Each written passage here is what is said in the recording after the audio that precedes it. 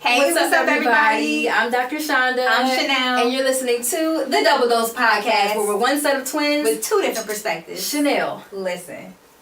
It's our first episode. As what? The Revolt Podcast Network. Talent. Listen. Can we just give the Lord a hand clap of praise for that? Because, seriously, yeah, like, I think that we have a hand clap for can't hear it. We're using some new technology. Listen, if you haven't noticed, if you're not watching the visuals, we've upgraded immensely. Yes. We're here in our bros studio. JR, shout out to JR. Can we give the Lord a hand clap of praise for Brother JR? Yeah. And one thing I keep telling Chanelle,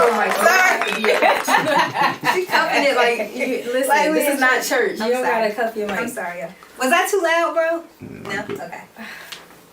Jeez. But yes, we're on the Revolt Podcast Network. How do you feel? Listen, this is amazing. This feels great. It feels amazing to have such a dope brand, such a reputable brand behind us and believe in our vision, believe in what we have to offer, and believe in our gift.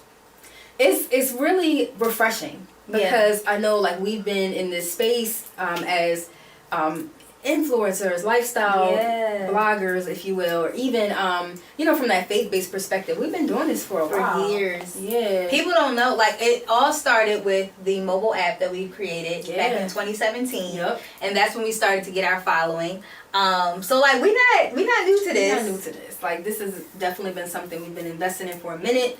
And it just feels good to just have our voices amplified. Yes. On this network. Absolutely. So shout out to the Revolt family.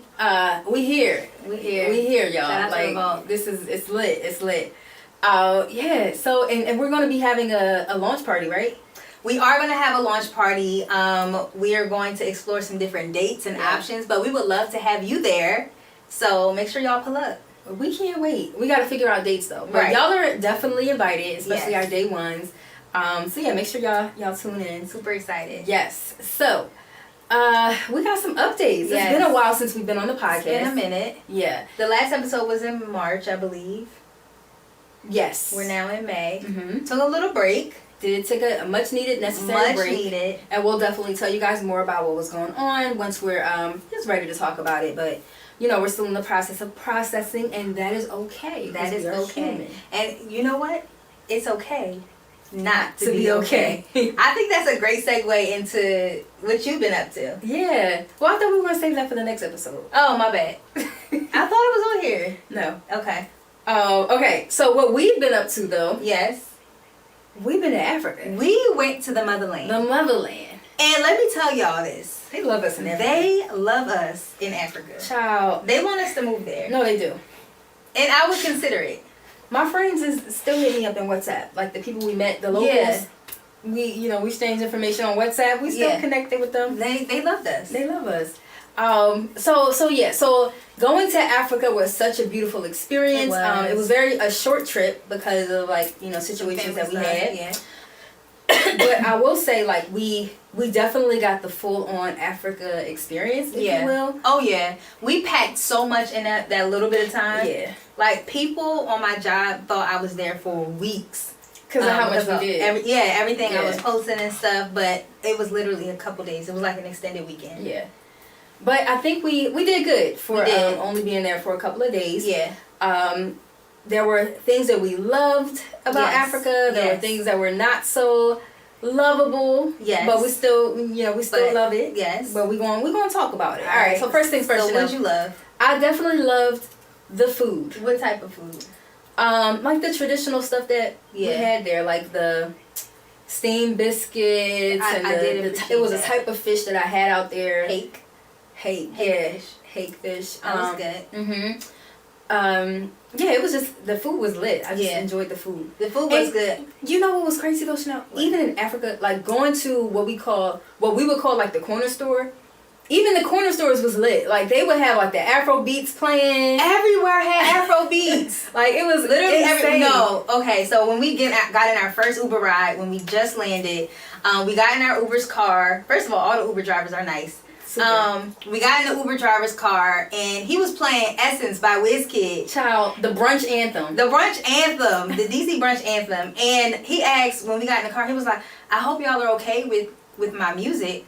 We I was like, what? This is what we listen to. Yes, this in is America. This is very popular in America, sir. If you didn't know, and he was surprised at how popular Afro beats was in America. He didn't know, especially Essence. Like you can't go to Nair brunch without hearing Essence. You can't go to Nair Black event without hearing Essence by Wizkid, right? Right. Afro beats has us all in the chokehold right now, really? And I hope it's an ongoing thing. I hope so too. Yeah, I hope so too. And you know, like I think that was just so interesting, the fact that like the music we listen to here, the music they listen to there, like it's just all inclusive. Yeah. Which is one of the reasons why I have a problem with like the diaspora wars, but on TikTok. It's so annoying. Weird energy. It's very much weird energy. Yeah. Like it's just you're not really African, or if you're African American, you're not. Oh, baby, you couldn't tell me that when I was in Africa, child. Cause, honey, everybody thought we was from Africa. They sure did. They thought we was. Hey, where y'all from? America. What? They would be so surprised. They thought we were from there. Yeah, we'll definitely get into that. Okay, another portion that you like. What was that you like? Oh, the one thing that I loved is hearing when individuals that live there asked us if we came for the first time, we say yes, they would say welcome home. That was like a great feeling. Yeah, it always gave me chills. Yeah, like it was yeah. Cause it was like, Chanelle, even like touching down on the soil, I'm just like, wow, this is the land from which my ancestors were stolen. Like I'm literally home. This is where my roots are. This is where. Like this is where my features came from. Like this is who I am. This is who I am. And it felt so good being there, as opposed to being in America. You often experience feeling like you don't belong, especially being a black person in this country. Exactly. Feeling like you don't belong, feeling like you're not accepted, out of place, right? But like having that transition to being in Africa, like the origin of it all, the origin of humanity, literally the motherland. Humanity. Everybody's mother. Everybody. I don't care what you look like. Humanity started in Africa. Child. So it felt amazing being there. Chanelle, like it was ridiculous. And so like even thinking about how we kind of connected with some of the locals, like that I would say was definitely a monumental experience. Like what? Like just just walking down the street, and just people like, oh, you have twins, and just kind of engaging in that. Yeah, that was dope. Even like like listening to the music and like dancing and stuff. Like they were teaching us some of their dances. It was so cool. We were teaching them some of ours. And the crazy thing is, shout out to Lisa the Baddest on TikTok, my homegirl I met on TikTok.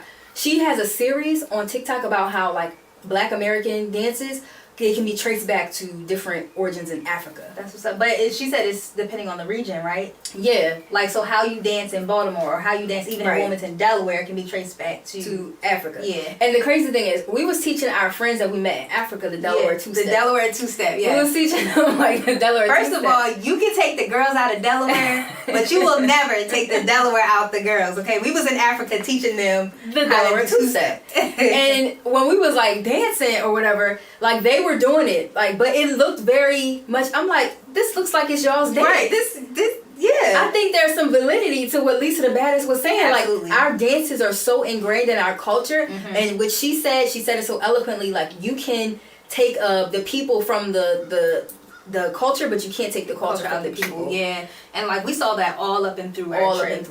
All up and through 100%. We went on a safari. Loved the safari. We went on a safari. We had to get up at the crack of dawn. It was like 5. We had to get up and be downstairs at 5 a.m. The van didn't pull up till what, 6? Yeah, we took a van. First, the van came. We booked this excursion. The van came and picked us up. They left the first time. They did, because they tried to find us. They tried to say we weren't there, but we were. We took the van. We were on the way to the safari, and let me tell you, that took like over an hour, right? I don't think they have like police for traffic in Africa. They have. Like, I don't know if that's a thing. It's not. And correct me if I'm wrong, JR. What I heard is they have police, but the police really don't care like that. When it comes, especially with like traffic and stuff like that. Yeah. I promise you, our driver was going anywhere between 90 to 110. A van, y'all. A van. A van. With people in there. Many people. And mind you, we was the only black ones. We was the only 2 black ones. So that was a little reassuring. Like, So, they not going to let us get in an accident with all these white people in this van. Right. That would be a liability for them. It would make them look so bad. Right. But that was the only thing keeping me sane, right? But on our way back, it was pouring down rain. You couldn't see in front of you. You literally could not see. You couldn't see in front of you. Because that Africa rain is different. In South Africa. It was their rain season. Johannesburg. And she, the driver, the man of God. Yeah. You would didn't slow him down. You would think that would slow somebody down. Beloved was still going about a good 80 to 90 in the rain. And I couldn't see nothing. Everybody was just up, gripping their seats. We were just all like looking. Are we going to make it? Yeah. Like, when I tell you my life was flashing before my eyes. Listen. Child. But I kept falling asleep. Because I was like. We were tired. Yeah. I could not fall asleep with him driving like that. Yo. It was wild. Really wild. It was like they were literally turning beet red. Oh, yeah. How nervous they were. Yeah. But. Yeah. And, so that the safari was cool, though. The safari was outside dope. of the rides. We saw lions, Tigers. No, tigers are not. Okay. In Africa. You're right. We saw lions. No, tigers are not in Africa. Okay. So we saw. Are they? I'm serious. I thought they were in like India. Aren't they a part of the Big Five?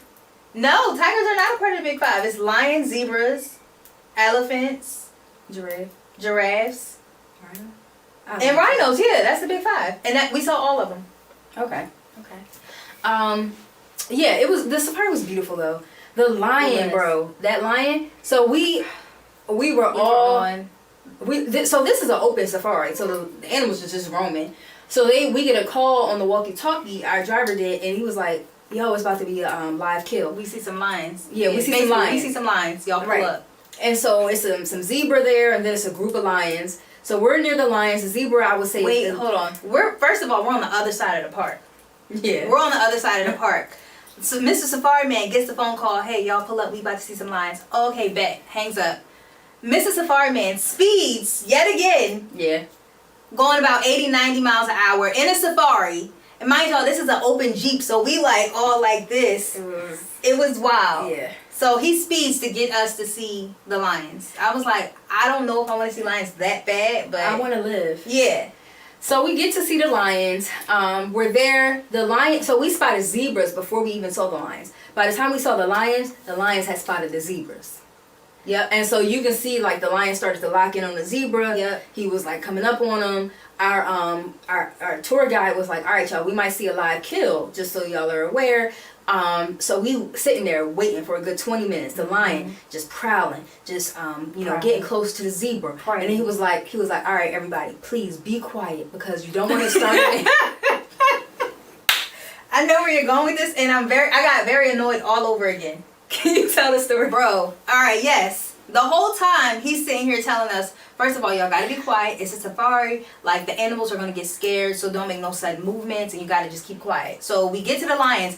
Everybody's anticipating seeing the lions. The lions is like the biggest attraction of a safari. And it was Sunday, so they don't really see a whole lot of lions. They don't come out on Sunday, so this is a rare occasion. So we're all sitting here looking and observing at these beautiful lions. Yeah. It's dead silent. It's about 7 safari cars all lined up. All quiet. Very quiet. You can hear a pin drop. We're just looking at the lions.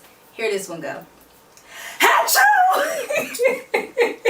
But y'all, how was I supposed to hold my sneezing? Why would you sneeze on a safari? You know you can have an aneurysm when you hold your sneezing. Why would you sneeze on a safari? Listen, if I gotta sneeze, I gotta sneeze. You ruined everybody's trip. You did. Everybody was so excited to see the lions. But the lions stayed, so that's all that matters.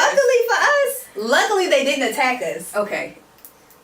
Y'all, if I have to sneeze, I'm sneezing. I'm not gonna hold my sneeze in. Hold it on a safari, bro. They said quiet down. I don't know what y'all want me to do. Like I'm sneezing. Like, what do you want me to do? Anyway. Child. But yeah, so the safari was fun. I thought that was hilarious afterward. I was so mad. But I was so embarrassed more than anything. Yeah, you were. I'm like, why? Like, it's a natural human reaction, okay? You had to be the one. But y'all, we was sitting there waiting for 20 minutes for this live kill.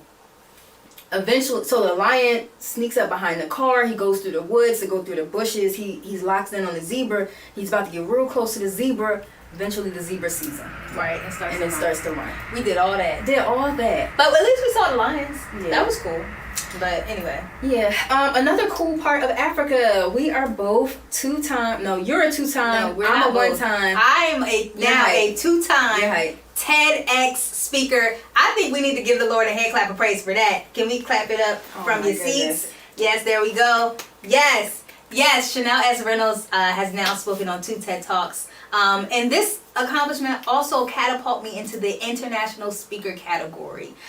So the price has my price has officially went up. Our price has officially went up. Okay. Listen, no, for real, that was dope. So we both got to speak in South Africa for TED Talks. Yes. So what did you talk about? I spoke about how to navigate the workplace as a woman. Yes. And I spoke about navigating parenthood in Black communities and what that means for individuals of the African diaspora. Love it. So yeah, it was really dope. It was. And I was really strategic about my topic because it was Women's History Month, so I wanted it to make sense, especially me being in diversity, equity, and inclusion. Yeah. So. Yeah, it was dope. It was really, really dope. Okay, so we talked about the great things about the beautiful motherland. All right. So what were some of the not so great things that we observed? The number one thing I would say is, so we know that the individuals, the locals, thought that we were from Africa. But you know, that's something we often get. Even out here. In DC especially. Because it's heavy in like East African culture. It's a lot of like Eritrean, Ethiopian. And because of like our eyes and some of our facial features, people ask us all the time, like, oh, are y'all Ethiopian? Right. Are y'all like Eritrean? Or like, is there some sort of like linkage there? Right. And I always say, child, I don't know. Right. The way my ancestry is set up. Could be a little bit of everything in there. Yes. Even though Kai, our youngest sister, did her ancestry. Yes. She had Somali in her Okay. ancestry. So probably, I mean, we have the same parents, but but anyway, yeah. So we often get asked like, what parts of Africa are we from because of like our facial features, eyes, things of that nature. So when we were in Africa, we got asked the same question. There was this one encounter with a man, and it wasn't just one. Well, for me, it wasn't just one. That one comment. Yeah, I heard that more than once in Africa. I heard it once. Child. I heard it once. Now, you saying we heard it multiple times? I don't know if you was there, but there was more than one time people said that. Okay. Well, what we're talking about is, okay, they would ask the questions like, hey, where y'all from? Blah, blah, blah. Oh, y'all are so pretty. Cool. Where y'all from? We're from America. Oh, really? Y'all are pretty to be from America. Right. That's what I'm trying to get to. Like, it's the to be from America, you're beautiful. Yeah. Which reminded us, it gave us some trauma, some American trauma, because here in the land of the free, Black people hear that also. Y'all are pretty to be, dark skin. Y'all are pretty to be X. Y'all are, like, Black women often hear how we're exceptionally pretty, right? How we're pretty, but we shouldn't be pretty because of, being Black. Right, and being Black. I actually, before I even went to Africa, I made a post about that on TikTok. Somebody had commented that. Oh, yes. I told you, like, this is something that's, like, rooted in, like, the diaspora. But somebody had commented on one of my pictures and was like, yo, you're so pretty. Are you Black? Like, are you Black American? And I made an educational video, like, that's an inappropriate comment. Even though I understand where you're coming from, because people ask me all the time. They ask me if I'm Ethiopian or whatever. People ask me that all the time. I'm not offended by that. But it's like, are you Black? Like, you're pretty to be Black. Right. American. That's what we're trying to get to. And that's that's not cool. It's problematic and rooted in white supremacy. Absolutely. And so that was just interesting to have that same encounter in Africa. Right. Which goes to our next point. Like, we were talking and like, white supremacy is still very much a real thing in Africa. And well. It's not just here in America. No. It's definitely in Africa Absolutely. too. And we were talking to like our Uber driver. Another cool Uber driver. Mm-hmm. Our Uber driver was basically like, we still experience hardship in Africa pertaining to discrimination and stuff. Yeah. Like, there are parts in Africa where Black people are not allowed in South Africa. Yes, yeah. He also said some problematic things to himself. Yeah, he made comments like, oh yeah, like light-skinned women will like take all your money or something like that. It was like, hold up, what? Yeah, but no, he definitely did that, and I definitely want to get there. He was dope. He was dope. Amazing. I definitely want to get there, but do you remember what he was saying about like the black people? There's the parts of Africa he was referring to when he said black people aren't allowed there. He was like, you can't drive on a specific highway, and there's like a certain area that you can't. I don't remember. Like even today. Yeah. But you do remember him saying that, right? I do. Okay. Yeah. JR, are you aware of the area in South Africa? I don't know if it's like well known where black people aren't allowed. Still aren't allowed. Yeah. I gotta figure that out, but it will be yeah, he was talking a lot about that. Yeah, it's wild. Wow. But yeah, so he was definitely making some like colorist comments or whatever about, you know, the difference between light skin, dark skin. He said like, you know, in America, y'all are probably considered like maybe brown skin or like brown or whatever, but here y'all we would call y'all yellow bone. And I told you again, but people called us yellow in Africa. Like, oh, y'all are beautiful, yellow. Yo, yeah. You don't remember that? Yes, it's coming back to me. Yeah. So, see, you be missing some of this stuff, but you be missing it. But I be peeping it. Like, it's definitely there and alive. Yeah. And don't get me wrong, Africa's still very much beautiful. I love the people. I love the culture. But it really goes back into the statement about how white supremacy has impacted us globally. Yes. Like, you don't escape white supremacy by going to Africa or anywhere else in the country. Because it's alive and well there. Period. He was also telling us, like, you know, how skin bleaching is very popular. Like, they even have, he said they have like pills or something that you can take that lightens your skin. Yeah. And he was saying like how he usually tells like if a woman is like bleaching, like by looking at her hands or whatever. Like it's very much like a thing in Africa. That's Child. So we all have our struggles. Yeah, and again, like white supremacy, that's what he does. Right. White supremacy did a number. Child. On us. Yeah. JR, where are we with time? 22 minutes. I know. We need to move on. No, because I think we talked a good amount about Africa. Should we save the rest for the next episode? Yeah. Okay. All right. So that was our trip to Africa. Yeah. That's what we've been up to. We wanted to kind of like leave you guys off on a note about talking about God's timing. Yeah. His perfect timing, his aligned timing. One thing that you mentioned, we're in the studio, we've been shooting podcasts all day. You mentioned earlier in your episode, the Paging Dr. Chanda podcast. Make sure y'all tune in. You talked about how God's timing is so perfect. Yeah. And you talked about how we were experiencing such a tough time in our lives at one point. But before that, we've been meeting with Revolt, right? We talked about Revolt, how we just signed with Revolt. And what you all don't know is this podcast signing deal has been 6 months in the making, right? We've been working with them and talking to them since last year.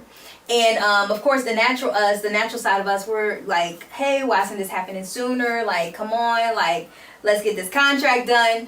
But that wasn't God's timing. And like I said, we experienced this really tough time in our lives, and the day after everything happened, that's when the contract came over. Right, because Chanelle, can you imagine like if we had signed that contract by whether it was October, the end of last year, the turmoil, like the harsh emotional experience we would be experiencing trying to create. It wouldn't have been possible. Like between like January, February, even that like March period when it really got bad. Like, it would not have been possible for us to deliver on that contract and produce X amount of episodes. It wouldn't have been possible for us to deliver in excellence while we were going through what we were going through. Right. So God's perfect timing, like literally the day after, we got an email from Revolt saying, okay, here's the contract. Let's get this on and popping. I also talked about on the podcast how like that's a reminder of how like God cares for you even in your tragedy. Yeah. He's mindful of you. Yeah, absolutely. And it's also a reminder that like God operates outside of time, right? Time was made for human beings, right? It was made for us to be able to measure. Exactly. But God does not need to measure anything, because why? He's God, right? He's God of the universe, and he lives and operates outside of time. Right. Omnipresent. So I know there may be some of you out there who may be rushing something, like let's say you want to get married, or let's say you want to hurry up and have kids or something like that, and things may not look like it's aligning right now. But the biggest piece of advice that I can give to you is to trust God's timing. God's timing is so perfect. Period. And on that note, it's a wrap. It's a wrap. Thanks y'all for tuning into our first episode back to the Double Dose Podcast. Make sure you tune in on Fridays, where you can catch our audio podcast on Spotify, Apple Podcasts, and Amazon Music. Yes. Apple Podcasts, and Spotify. Yeah, we double dosing it. Thank y'all. See y'all.